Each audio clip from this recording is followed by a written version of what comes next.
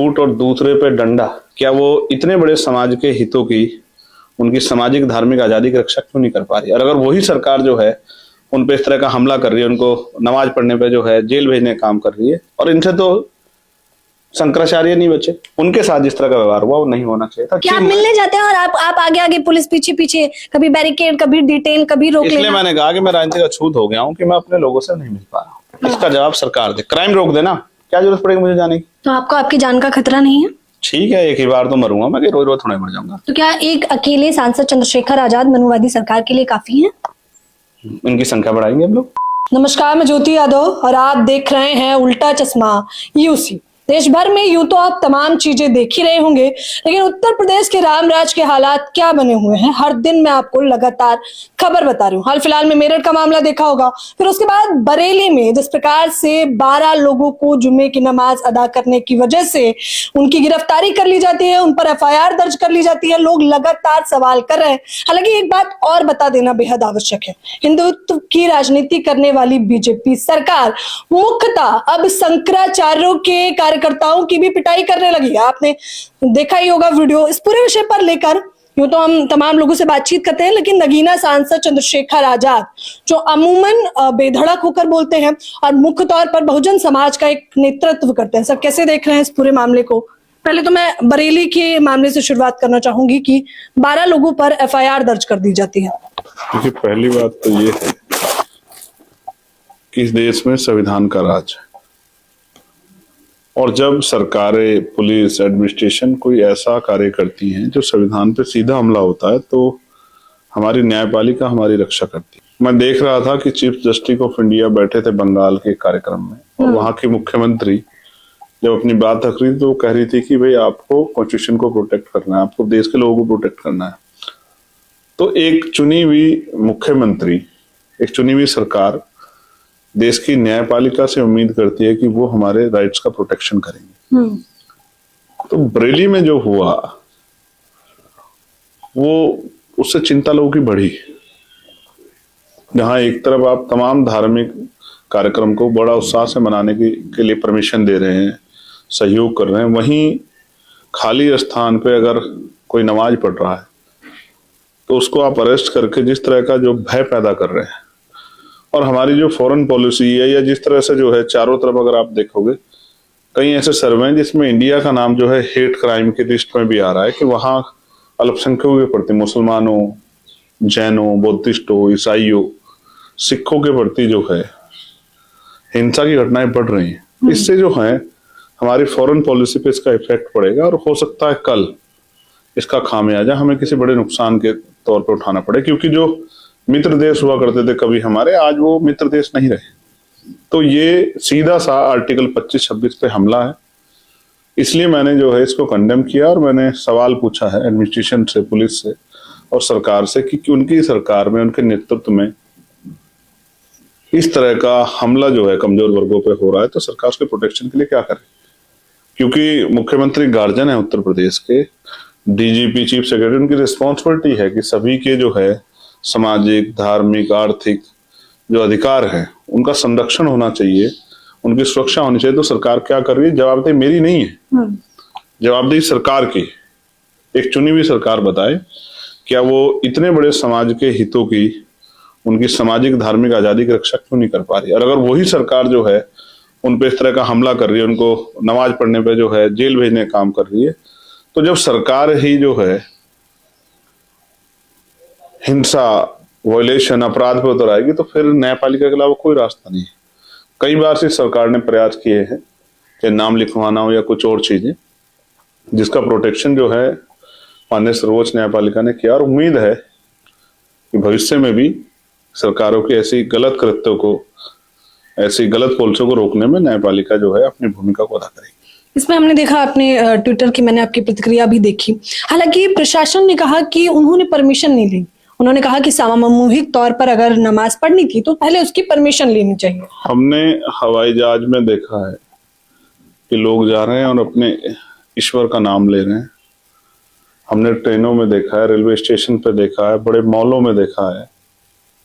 तो एक धर्म को छूट और दूसरे पे डंडा, हालांकि यहाँ तो एक पे ही नहीं चल रहा है, बुद्धिस्टों पे डंडा चल रहा है, ईसाइयों पे भी डंडा चल रहा है, सिखों पे भी डंडा चल रहा है, जैनों पे भी डंडा चल रहा है। सरकार में तो सभी पे चल रहा है, और इनसे तो शंकराचार्य नहीं बचे, जिनको कहा, जिनके पास कहा, जिनके लिए कहा जाता है कि उनके पास धर्म ध्वज है, कि वो रक्षा करेंगे, वो धर्म को आगे बढ़ाने का काम करेंगे। हालांकि ठीक है, वो उनका धार्मिक विषय है, लेकिन आपने कहा, मेरा आपसे भी आपत्ति, आपने कहा कि शंकराचार्य के कार्यकर्ताओं को, पहली बात तो कार्यकर्ता नहीं होता है, ये कोई उनके समर्थक जो भी थे, उनके अनुयायी हो सकते हैं, उनके कार्य को आगे बढ़ाने में उनके सहयोगी हो सकते हैं, लेकिन अगर शंकराचार्य जी के पास भी कार्यकर्ता होने लग जाएंगे तो वो भी जो है वो नेता नहीं है, वो तो समाज के एक आदर्शों को स्थापित करने की एक व्यवस्था है। मैंने भी उसको स्टडी किया, हालांकि मैं इस तरह से उनको वो नहीं कर रहा हूँ कि वो अपने उसमें क्या करते हैं, लेकिन जिस विषय पे उनके साथ ये हुआ है ये आपत्तिजनक है, इसमें मेरी घोर आपत्ति, क्योंकि मैं कॉन्स्टिट्यूशन को मानता हूँ, आर्टिकल 25-26 को मानता हूँ, 27 को मानता हूँ। जिस तरह का व्यवहार उनके साथ हुआ और जिस तरह से उनके मानने वाले जो उनके अनुयायी हैं उनको चोटियां पकड़ के खींचा गया, उनको अपमानित किया गया, जिस तरह से जो छत्रक है जिस तरह से उसको गिराया गया और जिस तरह का माहौल बनाया गया, एक जिस तरह का अपमान उनका किया गया, इसमें मेरी असहमति, कितने ही उनसे मेरे वैचारिक मतभेद क्यों ना हो, आप ये समझिए, क्योंकि वो वर्ण व्यवस्था को मानते हैं, मैं नहीं मानता। वो कई बार वो कहते हैं कि भाई भगा दो, इनको भगा दो, उनको भगा दो, ये वहां चले जाएं, वो कहते हैं ये गद्दार है, धार्मिक। मैं ये ऐसे किसी की ठेकेदारी मैं नहीं लेके बैठा, मेरे वैचारिक मतभेद हो सकते हैं स्वामी अभिमुक्तेश्वरानंद जी से, जो शंकराचार्य हैं, लेकिन अगर उनके साथ भी कुछ गलत होगा तो मैं इस बात को जरूर कहूंगा, इसमें मुझे कोई आपत्ति, इससे मुझे कोई फर्क नहीं पड़ता, क्योंकि मैं संविधान को मानने वाला व्यक्ति हूं। उनके साथ जिस तरह का व्यवहार हुआ वो नहीं होना चाहिए था, जिस तरह से उनके अनुयायियों के साथ, वो छोटे बच्चे हैं उनके साथ हिंसा हुई, अपमानित किया गया, ये इससे लोगों में चिंता है, बड़े सवाल खड़े हो रहे हैं, सरकार को जवाब देना चाहिए कि ऐसा क्यों हो रहा है। मेरा विरोध है, बहुत मजबूत विरोध है, तमाम असहमतियों के बाद कि मैं उनके विचार का, उनके जो विचार वो देते हैं, जो बात वो कहते हैं, मैं भले ही उनका जो है वैचारिक हम लोगों में मतभेद हो, लेकिन अगर उनके साथ कुछ गलत हुआ, और जो मैंने अपनी आंखों से देखा है, जिस तरह से मैंने उनको अपमानित होते हुए देखा है, तो मैं ये कह सकता हूं कि सरकार ने अच्छा नहीं किया। सरकार को चाहिए मुख्यमंत्री को तत्काल उनसे माफी मांगे और जो अपराध उन्होंने किया उसका पश्चाताप करें, और जो उनके अनुयायी हैं, जिनके साथ जो हिंसा हुई है, उनके इलाज की, और उनके साथ जो है भविष्य में ऐसा ना हो, इसकी भी सरकार को ध्यान रखनी चाहिए। हुआ ये है ना, ये सरकार आई तो थी दूसरे धर्म के लोगों को पीटने के लिए, लेकिन ये तो अपने को भी नहीं छोड़ने को तैयार। मैं आपको एक बात बताता हूँ, मैं चंद्रशेखर आजाद बहुत स्पष्ट घोषणा आपके चैनल से कर रहा हूँ, हम किसी जाति धर्म के विद्रोह में नहीं है, ना विरोध में। हम तो चाहते हैं सब समता के मार्ग पर हैं, हर व्यक्ति इंसान को इंसान माने और उसके अधिकारों के प्रति सजग हो, और उसकी कोशिश करेगी कि उनके द्वारा किसी दूसरे का अपमान ना हो। हम किसी के अधिकारों से घृणा नहीं करते, लेकिन जो अधिकार संवैधानिक रूप से हमें मिले हैं, अगर उनके प्रति कोई आंदोलन चलाता है, उनके प्रति कोई पंचायत करता, मीटिंग करता, तो हमारे दिलों को भी तकलीफ होती है कि जो वैसे तो सब भाई हैं हिंदू, लेकिन जब SC ST OBC के लोगों के अधिकारों की बात आती है तो उन अधिकारों पे वो इस तरह का उनकी पटाख से, उनकी जो टिप्पणियां, उनके विचार इस तरह से आते हैं कि जैसे वो बड़ी ताकत लगा के हमारे अधिकारों को खत्म करने का काम कर रहे हैं। तो उन ऐसे भाइयों से तो दुश्मन भले, ऐसे दोस्तों से दुश्मन भले, कि जो कम से कम दुश्मन का हमें पता तो है दुश्मन है, आप भाई बन के हमारा गला काट रहे हो, जो अधिकार हमें मिले उनको छीनने का काम कर रहे हो, सदियों से ये होता है, अभी भी आप ये कर रहे हो, तो काहे के भाई हो आप हमारे? आप भाई थोड़ा ही हुए, आप तो भाई के रूप में बहरूपी हो, जो चुनाव के समय तो भाई बताते हो, चुनाव के बाद हमारी खाल उतारते हो, हमारे सर पे पेशाब करते हो, हमारी चोटियां काटते हो, ठीक है। हमें जो है हमारे वो थूक करके जो है हमारे सामने हमें चटवाने को मजबूर करते, तो आप कहां से हमारे भाई हुए? जब NCRB का डेटा कहता है कपसाड़ में कहां गए वो सब बाहुबली, जो तमाम धार्मिक संगठन बने, वो क्यों नहीं आए उस बेटी की मदद करने के लिए? कहां गए? यहां अभी जो सोनू कश्यप की जला के हत्या कर दी, आप समझते हैं, जला के हत्या बांग्लादेश में हुई थी तो सब सड़कों पे थे, जिससे लेना देना जिससे मिले नहीं, और यहाँ सोनू कश्यप की हत्या हुई तो किसी को, हिंदू संगठन को जोड़ नहीं पड़ा। ये जो आपका दोहरा चरित्र ना, ये हमें सोचने को मजबूर करता है कि क्या वास्तविकता में आपके नारों में सच्चाई है? कि आप जो बात कह रहे हैं वो सही है? नहीं, ये आपका कृत्य हमें बताता है, ये दोहरा व्यवहार हमें बताता है कि आप कह कुछ रहे हैं और कर कुछ रहे हैं। इसका मतलब आपके नारे राजनीतिक हैं, चुनावी, और हमारे नारे सच्चे हैं कि हम कमजोर वर्गों के हितैषी हैं और जब तक उनको मान सम्मान का जीवन नहीं मिलता, उनको अधिकार नहीं मिलते, हम लोग संघर्ष करेंगे। ये आपने हमारे महापुरुष करते आए, उनके रास्तों पर चल के हम लोग कर रहे हैं। लेकिन हमसे बड़ा राष्ट्रवादी कोई नहीं हो सकता है।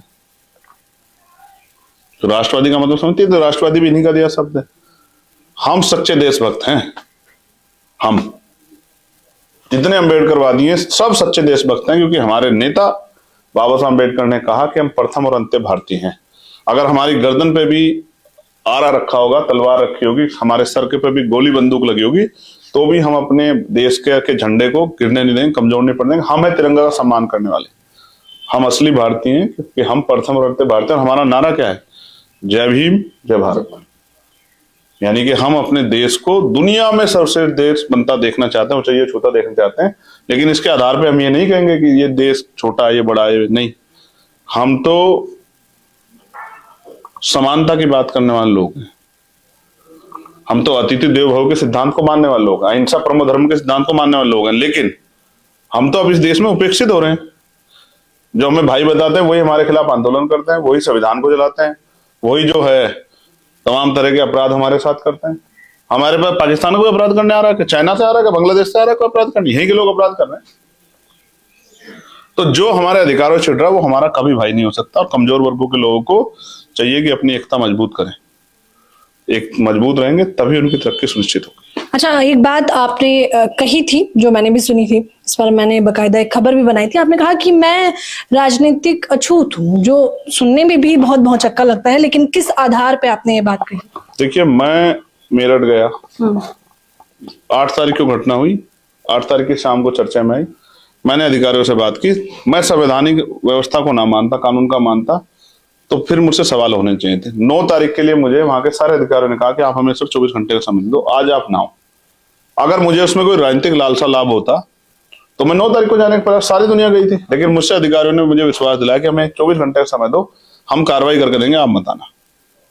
आप पता कर लो अधिकारी को, मैं झूठ नहीं बोलता हूँ, मेरा नेचर ही झूठ बोलने का। आपको अधिकारी बता देंगे, उनकी मेरी बात है। उन्होंने मुझसे समय मांगा कि आप हमें 24 घंटे का समय, तो मैं नहीं आया, मैं नहीं गया। लेकिन जब 24 घंटे का समय पूरा हो गया तो फिर नैतिकता के आधार पर मेरा हक बैठता है कि मैं जाकर अपने लोगों की लड़ाई लड़ूं। तो मैं जब वहां गया, मुझे जाने नहीं दिया गया। कार्यकर्ताओं ने विरोध किया तो उन पर लाठीचार्ज कर रहे हैं। कार्यकर्ताओं पे झूठे मुकदमे ना उनको ना फंसा जाए, क्योंकि ऐसे सामाजिक तत्व थे वहां जिनको हमने सुना और पुलिस को बताया भी, जो हमारे लोगों ने बताया कि साहब वो कह रहे हैं कि यहाँ से काम करना, निकल जाना। तो करते तो दूसरे लोग, और नाम लग जाता हमारे कार्यकर्ताओं का, तो हम वहां से चुपचाप चले आए। लेकिन नेक्स्ट डे जब हम वापस जाने लगे तो रोक दिया। तो हम कपसाड़ में अपने परिवार में, कपसाड़ आप बताओ कहाँ है? मेरठ में है, सड़क से 3 किलोमीटर दूर है। ऐसा तो नहीं किसी दूसरे देश में जहाँ चुनाव सांसद नहीं जा सकता। चलो, अब मैं सोनू कश्यप को जला के मार दिया मेरठ में, लेकिन उसका परिवार रहता है किला मोहल्ला मुजफ्फरनगर में। घटना थी मेरठ की। मैं उनके परिवार से मिलने जा रहा था। मैं उनके परिवार से 1 किलोमीटर दूर था, पुलिस ने वहां मुझे रोक लिया। उनका परिवार चल दिया वहां से कि हमें अपने बेटे से मिलना है। मेरी वो बहन और उनकी माता जी आ गई कि हमें चंद्रशेखर से मिलना है, वो हमारी मदद करने के लिए आया। 300 मीटर दूर थे वो लोग मुझसे, पुलिस उनको वहां से उठा लेगी। तो इसलिए मैंने कहा कि मैं राजनीतिक अछूत हो गया हूं कि मैं अपने परिवारों से मिल ही नहीं सकता। उत्तर प्रदेश में गुंडे मिल सकते हैं, उनकी हत्या कर सकते हैं, उस माँ को मार सकते हैं, उस बहन को उठा के ले जा सकते हैं, लेकिन एक भाई नहीं मिल सकता अपने परिवार से। क्या लगता है, अमूमन हम ऐसी वीडियोस देखते हैं कि मैंने कहा कि आप मिलने जाते हैं और आप आगे आगे, पुलिस पीछे पीछे, कभी बैरिकेड, कभी डिटेन, कभी रोक लेना। इसलिए मैंने कहा कि मैं राजनीतिक अछूत हो गया हूँ कि मैं अपने लोगों से नहीं मिल पा रहा हूँ। इसका जवाब सरकार दे। क्राइम रोक देना, क्या जरूरत पड़ेगी मुझे जाने की? क्राइम खत्म हो जाएगा तो मैं क्यों जाऊंगा? अब पुलिस और मेरा तो चोली दामन का साथ है। अपराध होगा मैं जाऊंगा तो मुझे रोकने के लिए पुलिस आएगी। पुलिस अपना काम करे, मैं अपना काम करूं। मैंने उस दिन पुलिस को रोका थोड़ा ही, मैंने उनसे कहा आप रोको, लेकिन हिंसा का प्रयोग मत करो। देखो, मुझे उस दिन यहाँ कील चुभी, 4 जगह मुझे कील चुभी। मुझे ये भी डर था कि सब एक विचार के लोग तो है नहीं, तो कोई हफ्ता के पुलिस के बेस में सिविल के लोग भी थे, कोई जहर की जो है कील तैयार करके जो मेरे विरोधी लोग हैं नुकसान पहुंचा दे। तो मैंने उनसे कहा कि भाई आप रोको। मैंने उनको बताया भी कि कोई नोकीली चीज चुभा रहे हैं आपके लोग, ये ठीक नहीं है। इस तरह का व्यवहार एक चुने हुए सांसद के साथ क्या होना चाहिए? और आप मुझे क्यों रोक रहे? अपराधियों को रोको ना भाई। मुझे क्यों रोक रहे हो? मैं क्या अपराध कर रहा हूँ? मैं अगर अपराध कर रहा हूँ मुझे फांसी चढ़ा दो। लेकिन जो लोग जातिवादी मानसिकता रखते हैं उनको इस बात का डर है कि उन्होंने वो जो अपराध कर रहे हैं उनका जो संरक्षण हो रहा है, चंद्रशेखर आएगा तो उन लोगों में बल पड़ेगा, वो अपनी आवाज को मजबूती से उठाएंगे। कई बार तो लोग अपमानित होकर क्राइम झेल के घर में बैठ जाते हैं, लेकिन जब उनका कोई उनको हिम्मत आती है कि भाई मुझे लड़ना है, इस देश में की आबादी तो बहुत 30 करोड़ से ज्यादा थी, अंग्रेज मुट्ठी भर दे, लड़ क्यों नहीं पाए? क्योंकि उनके अंदर हिम्मत नहीं बन पाई। जब हिम्मत बनी, आंदोलन खड़ा हुआ, तो वो अंग्रेज भाग गए उल्टे पैरों। तो बलिदान देने पड़े ना। तो आपको आपकी जान का खतरा नहीं है? ठीक है, एक ही बार तो मरूंगा मैं, कि रोज रोज थोड़ा मर जाऊंगा। इससे पहले भी आप पे हमला हो चुका है। नहीं नहीं, ये मैंने कहा ना, ठीक है, इससे भी लोगों को दिक्कत है। पहले वही लोग मेरे लिए सुरक्षा मांगते थे, अब वही लोग मेरी सुरक्षा पर टिप्पणी करते हैं। अब ठीक है, सब राजनीतिक है, लोगों को लगता है कि भाई इस आदमी को किस तरह डिफेम करें, तो तमाम तरह की बातें करते हैं। मैं ये कह रहा हूँ, मैंने कहा कि मतलब आपको डर नहीं लगता, मेरा सवाल ये था। इस व्यक्ति के ऊपर इतनी बहनों का, माओं का, बड़े बुजुर्गों का, नौजवान भाइयों का, बच्चों का प्यार आशीर्वाद है, उसको क्या होगा? और होना होगा तो किस पर रुकेगा? खांसी जुकाम से लोग मर जा रहे हैं, बुखार से मर जा रहे हैं, मुझे मरना होगा तो मर जाऊंगा। मगर जिस दिन मुझे गोली लगी और मैं बच गया, मुझे उस दिन ऐसा महसूस हुआ कुदरत ने जो मुझे जीवन दिया है, मेरे जीवन की रक्षा भी इसलिए की है कि अभी जो काम वो मुझसे लेना चाहते हैं, जो बाबा साहब अम्बेडकर, मान्यवर काशीराम था, महामना रामस्वरूप वर्मा, तमाम हमारे जो महापुरुष हैं, फूले साहब हैं, साहू जी महाराज, उनका जो अधूरा सपना है, जो भी लोगों के अंदर मतलब लोगों के मन में भाव है कि भाई कोई आके हमारी लड़ाई लड़ेगा, तो वो अभी वो उनके जो सपने थे उनके, वो पूरे नहीं हुए। तो उनका भी आशीर्वाद मेरे साथ है, और मुझे ऐसा लगता है कि इसी जीवन में हम महापुरुषों के अधूरे काम को पूरा कर लेंगे, ऐसा मेरा विश्वास है। अगले आने वाले 10 साल बहुत अच्छे होंगे कमजोर वर्गों के लिए, और कमजोर वर्गों को अपनी आजादी अभी महसूस नहीं कर पाए, आजादी से जीवन जीने का मौका मिलेगा, इस बात का मैं आपको विश्वास दिलाता हूँ। उसके लिए हम लोग संघर्ष कर रहे हैं। तो क्या एक अकेले सांसद चंद्रशेखर आजाद मनुवादी सरकार के लिए काफी है? इनकी संख्या बढ़ाएंगे हम लोग। आज आप लोकसभा चुनाव करा दो, हम इनकी संख्या बढ़ाने के लिए कोशिश करेंगे। उससे पहले हम लोग विधानसभा में भी कोशिश करेंगे कि हमारे लोगों की संख्या बढ़े। देखो, मैं अकेले, ये तो सच है कि एक अकेला ही है, कोशिश तो वो अकेला आदमी कर रहा है 100 के बराबर, लेकिन प्रयास ये है कि उनकी संख्या विधानसभा में बढ़ जाए। और लोग इस बात को समझ भी रहे हैं, क्योंकि देखो, मैं गरीब परिवार से आया, तो मैं गरीबों के दर्द को समझता हूँ, पढ़े लिखे नौजवानों को भी समझता हूँ, उनके लिए रोजगार कितना आवश्यक है, एजुकेशन सबके उसमें हो, दायरे में हो कि एजुकेशन का लाभ ले सके, अपनी मनचाही पढ़ाई कर सके। तो एजुकेशन सिस्टम में थोड़ा चेंजेस करने की जरूरत है, हेल्थ सिस्टम थोड़ा चेंजेस करने की जरूरत है। महिलाओं के लिए मेरे पास बहुत अच्छा प्लान है कि घर पे जो ग्रामीण महिलाएं, उनको रोजगार मिल जाए, जो पढ़ी लिखी बहनें हैं उनको रोजगार मिल जाए, ग्रामीण क्षेत्रों में खेल कूद और तमाम स्पोर्ट के जो इवेंट है उनको बढ़ावा मिले, ग्रामीण पड़ता, उसके लिए भी मेरे पास है। मैं ही अकेला आदमी था जिसने आवाज उठाई कि एडवोकेट प्रोटेक्शन एक्ट लागू होना चाहिए। मैं ही था जिन्होंने होमगार्ड के लिए, पीआरडी के जवानों के लिए आवाज उठाई। मैं ही था जिसने पुलिस के जवानों के लिए आवाज उठाई। मैं ही था जिसने आशा, आंगनबाड़ी, भोजन माता, पंचायत सहायक, रोजगार सेवक और जितने भी कॉन्ट्रैक्ट पे जितने भी जो लेबर्स हैं उनके लिए जो है, उनके लिए, उनकी वेतन वृद्धि के लिए, उनको तमाम तरह सुविधा देने के लिए मैंने आवाज उठाई। और मैं कोशिश कर रहा हूं कि एक आवाज से बहुत सारे लोगों की आवाज मिल जाए तो एक शक्ति बन जाए, लोगों का भला हो। अब हमें जरूरत है पुलिस को भी आराम देने की, और पुलिस से उचित काम लेने की भी जरूरत है। पुलिस पे दबाव बनाने की जरूरत नहीं है। उनको खाकी का इकबाल इतना बुलंद होना चाहिए कि अपराधी 1000 किलोमीटर दूर भी रह के अपराध करने की हिम्मत नहीं जुटा पाए। हमें एक ऐसा समाज बनाना है, हमें एक ऐसी व्यवस्था लागू करनी है, उसके लिए हमें सत्ता की जरूरत है। सत्ता प्राप्त होगी तभी हम लोग पॉलिसी बना पाएंगे। अब सुनिए, भाजपा सरकार में हमारे 100 मेंबर भी बन जाए और भाजपा सरकार में हम कैसे पॉलिसी बना लेंगे? तो हमें राजकाज में आना है, इसके लिए हम लोग मेहनत कर रहे हैं और उम्मीद है कि जनता हमें आशीर्वाद देगी। लेकिन वो तो आखिरी सवाल लेना चाहूंगी, तभी संभव होगा जब वोट चोरी से बच पाएंगे, क्योंकि वोट चोरी का मुद्दा आपने भी संसद में भी मैंने देखा, आपने बकायदा तख्ती पकड़ के संसद के बाहर भी हमने देखा कि वोट चोरी, बीएलओस की जानों का भी आपने आंकड़ा पेश किया। तो क्या कैसे बचाएंगे फिर वोट चोरी? अगर आप कह रहे हैं कि सबसे बड़ा मुद्दा है, तो आप बचाएंगे कैसे? ये डाल और हम पात, ये वोट काटेंगे और हम लोग वोट बनवाते रहेंगे। हम अपने सही वोट को नहीं कटने देंगे, और हम कोशिश करेंगे कि हमारे लोग अपने वोट का प्रयोग करना सीख जाएं, और हम वोटिंग परसेंटेज को इतना बढ़ा देंगे कि ये सोच भी नहीं पाएंगे। हम घर घर जाके हमारे कार्यकर्ता अपील कर रहे हैं कि चाहे भूखे रह जाना, एक रोटी कम खाना, चाहे काम पे उसके बाद जाना, लेकिन पहले अपने वोट कास्ट करके जाना, वोट डाल के जाना। अब देखो, हम लोग तो हम अभी नहीं कह रहे ना, अब देखना कभी ऐतिहासिक होगा यूपी का चुनाव, इतने % पोलिंग होगा कि लोग सोच भी नहीं पाएंगे। अब देखना, हम लोगों से अपील करेंगे कि वो कहीं भी यहाँ आए, वोट डालें और अपने ऊपर हुए जुल्म का हिसाब वोट की चोट से करें। बाबा साहब के लिए वोट डालें, आजाद समाज पार्टी, काशीराम साहब के लिए वोट डालें, महामना राम सुपरमा जी के लिए वोट डालें, फूले जी के लिए, साहू जी के लिए, पेरियार जी के लिए, माँ बिजली पासी के लिए, तमाम जो हमारे महापुरुष, महाराजा बिजली पासी के लिए, महाराजा लाखन पासी के लिए अपने वोट का प्रयोग करें। संतराम बी प्रजापति जी के लिए अपनी वोट, बाबू जगदेव प्रसाद कुशवाहा, जननायक कर्पूरी ठाकर के लिए अपनी वोट का प्रयोग करें, दीना माना वाल्मीकि जी के लिए अपनी वोट का प्रयोग करें और आजाद समाज पार्टी वोट दें। देखें कैसे नहीं बदलाव होता। हम भी देखते हैं कि कैसे नहीं बदलाव होता। अगर ये वोट चोरी करेंगे तो ये डाल डाल और हम पात पात। आप सोचिए, सांसद चंद्रशेखर आजाद के इस पूरे इंटरव्यू में, जो अमूमन मुझे, जैसा कि मुझे उम्मीद भी था, समीकरण में इन्होंने सीधे तौर पर बता दिया है कि चाहे मेरठ की मामला हो, कपसाड़ का मामला हो या बरेली का मामला हो, ये अल्पसंख्यक समुदाय को जो एक तरफा टारगेट करने का प्रयास किया जा रहा है वो सबको समझ आ रहा है और इसका मुख्य तौर पर जवाब दिया भी जाएगा और वो जवाब सबसे बड़ी ताकत यानी कि वोट की चोट से दिया जाएगा। फिलहाल